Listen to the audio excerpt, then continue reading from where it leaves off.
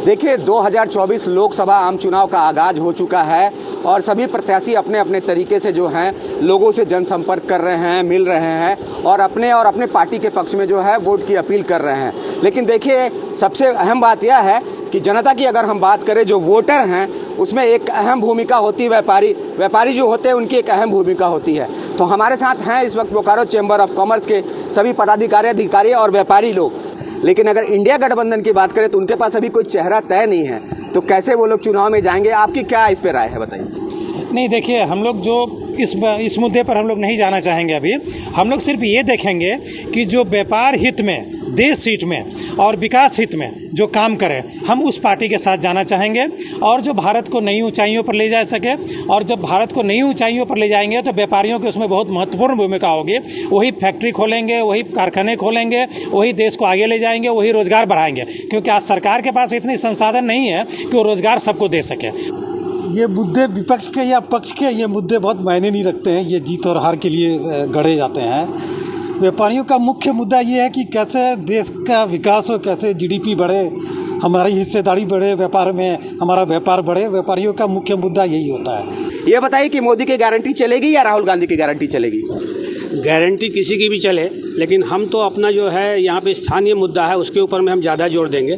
क्योंकि आज हम जो मेडिकल कॉलेज यहाँ पे नहीं है, इंजीनियरिंग कॉलेज नहीं है, आज क्या कहते हैं स्टेशन के ऊपर में इंजन वगैरह की, बोगी वगैरह की वॉशिंग की फैसिलिटी नहीं है। उसके चलते जो है यहाँ पे विकास बहुत क्या कहते हैं रुका हुआ है। 5-5, 6-6 ट्रेनें जो है रांची से होकर के चल रही है यहाँ पे, जबकि वो आ सकती थी।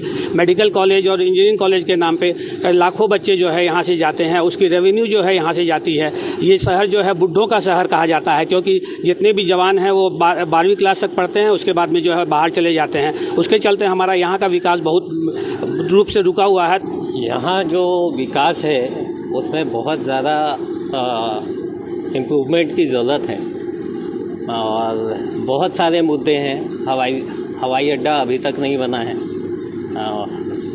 सड़क की हालत अच्छी नहीं है, पानी की समस्या है, बिजली की समस्या है।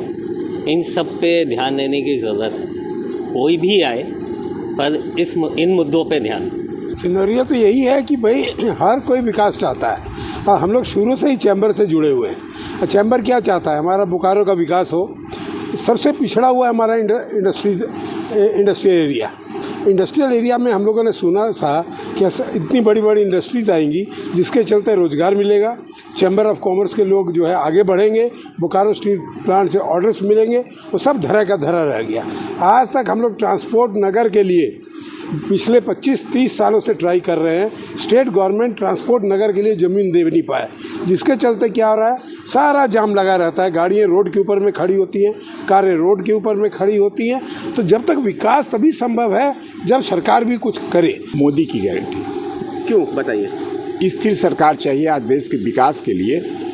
जो पिछले 10 साल से हम लोग देख रहे हैं, विपक्ष बटा हुआ है, कोई स्थिर सरकार नहीं दे सकता है। सब अपने आप में पैर खींच रहे हैं। कोई प्राइम मिनिस्टर के लिए ये लड़ाई कर रहा है, कोई किस क्या कर रहा है। एक मोदी ही है जो कि स्थिर सरकार दे सकता है। जी, निश्चित रूप से इसमें मोदी की गारंटी काम कर रही है और सारे देश के व्यापारी वर्ग जो हैं वो ऐसी सरकार चाहते हैं जो स्थिर सरकार हो और उद्योग का, व्यापार का विकास हो। ऐसी सरकार हमें चाहिए जो उद्योग का विकास कर सके। कुछ लोगों का कहना है कि हम मोदी की तरफ जाएंगे, मोदी की गारंटी पे जाएंगे। और बाकी जो लोग हैं उन्होंने साफ तौर पे कहा कि देखिए जो विकास करेगा, जो देश में चीज़ें अच्छी लाएगा, हमारे व्यापारियों के बारे में जो सोचेगा, हम उन्हीं की ओर जाएंगे। मैं नीरज, APN न्यूज़ के लिए बोकारो से।